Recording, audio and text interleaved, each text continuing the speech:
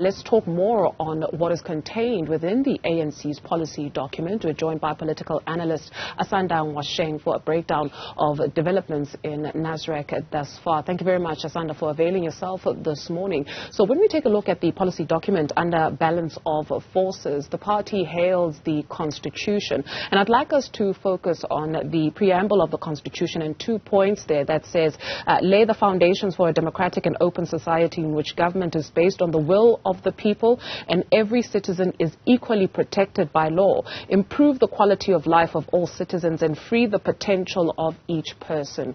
Is this a governing party based on the will of the people, and are people protected by the law, and has it unlocked the potential of its people?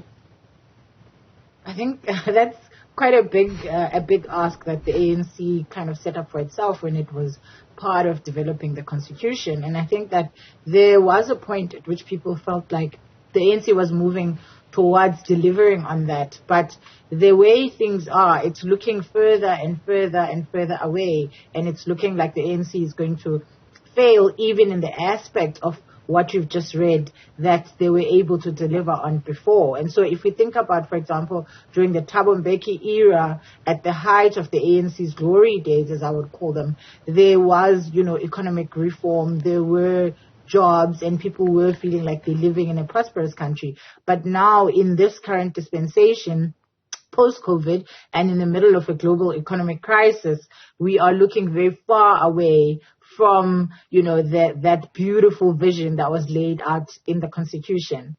The document cites research on the changes of South Africa's social structure in the recent period. It says it has tended to focus on the growth of the middle class, and that's a quoted 2 words, because of the belief that it is one of the indicators of the impact of economic policy. This is because the growth of the middle class is thought to create knock-on effects such as an enhanced buying power, better education and skills in the country. Lindiwe Sisulu recently penned an opinion piece, and she was talking about the so-called middle class, saying South Africa does not have a black middle class because middle class is, amongst others, characterized by ownership. Does South Africa have a functioning black middle class?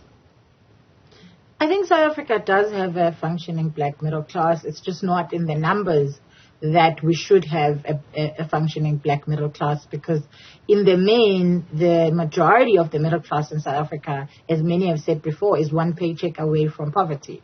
And so for as long as people literally are one paycheck away from poverty, then it kind of does question the economic base of the middle class if that is what you are relying on. And I think also part of the problem is that it's not even so much about do we have a middle class, don't we have a middle class, it's about the sustainability.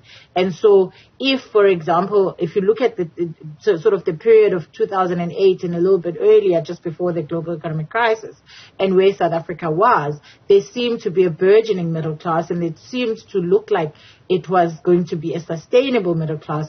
But now we're in an era where it's become very clear that the black middle class is a very small fraction of South Africans, and even where there is ownership in some level, people are still, not fully owning their houses. So it's people who maybe have a bond and, on paper they're owners, but they don't actually outright own their houses because they haven't fully paid their bond. And so should they lose their jobs, which happened to a lot of people during the lockdown and COVID after effects, we're seeing a lot of people decline back into poverty. And so while the strategy of focusing on the middle class on its own is not necessarily a bad strategy, because it's been proven in other countries that a strong middle class does bode well for the economy, you need it to be sustainable, and you need government to continue to create opportunities, especially jobs. I mean, when you look at the fact that, for example, the majority of the people who are on the 350 Rand grant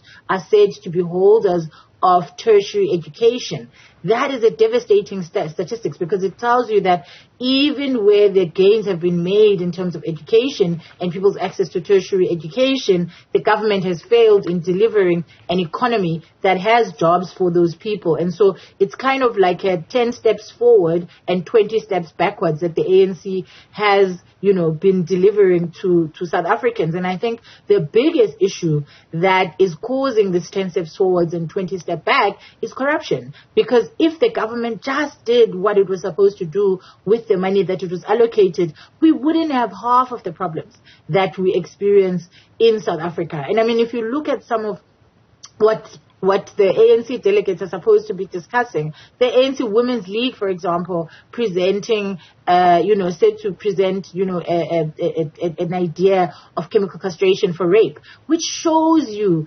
sadly, the very sector of the ANC that is charged with understanding women's issues does not understand rape, because rape is not about a penis and it's not about sex, it's about power. And so if somebody doesn't have a penis, they can still exert their power physically, violently, using other implements. And so that is not the solution to rape. The solution to rape is is solving the socio-economic issues of South Africa that lead especially to women being forced to rely on men and forced to stay, for example, in relationships where there's gender-based violence because they don't have any other way to survive. They don't have a place to sleep. They rely on this man who is abusing them to be the one who provides them. And it's also about making sure that the gender inequality pay is minimized so that women earn the same amount of money as the men who are doing the same jobs, and also changing the economy properly such that it's not as gender discriminatory as our economy is, because our economy right now focuses on providing jobs mainly for men. So if you look at any infrastructure project in South Africa, you will see that statistically the people who are most employed in those projects are men more than women. And until our government, for example, starts looking into those things and being deliberate about when we develop big infrastructure projects that have the potential to employ, are we ensuring that these jobs go to women as well as men, so that we don't continue to create this inequality between men and women, which will then have an impact on things like rape, on things like, gender-based violence and other issues that affect women particularly. Asanda, very quickly for us, the policy document looks at opposition and electoral politics, and it reads the ANC remains the biggest party in many councils where it is not governing. However, the bitter reality is that it has been kept out of government by the growing phenomenon of small opposition parties ganging up on the ANC to keep it out of office. It further reads, these coalitions, which have less in common than a crowd of drunkards in a beer hall, are on a crusade to obliterate the defining goals of our national transformation project. I couldn't help but chuckle when reading that line. Ironically, the EFF celebrates its 9th birthday today. How much of a headache have opposition parties been to the ruling party? I think that the ANC for the longest time was used to being the only show in town, was used to being the preferred candidate without having to do much to compete. And I think the EFF, the Copes of this world, the Agangs, as well as, many other parties that have come and gone in the past, did really have given it a run for its money, because for the first time in a really long time, the ANC has opposition, and it is opposition by black people. So they can't, say these white people are going to betray you, etc., and have people running scared back to the ANC. And I think that the ANC is really being fearful of the reality, which is that by 2024, it is likely to fall from being the governing party to being the main opposition party, like it has been, for example, in the Western Cape.